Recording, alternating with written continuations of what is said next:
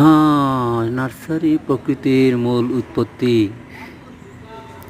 আমরা নার্সারি থেকে বিভিন্ন ধরনের চারা রোপণ করে থাকি এবং ফল ফুল সব কিছুই আমরা রোপণ করি, কিন্তু যত্ন সহকারে যদি আমরা গাছটাকে বড় করি অবশ্যই প্রকৃতিকে সৌন্দর্য রাখবে। তাই আমরা চেষ্টা করব প্রকৃতিকে সুন্দর রাখার জন্য। অনেক গাছগাছালি আছে, দেখবেন ঔষধি গাছও আছে।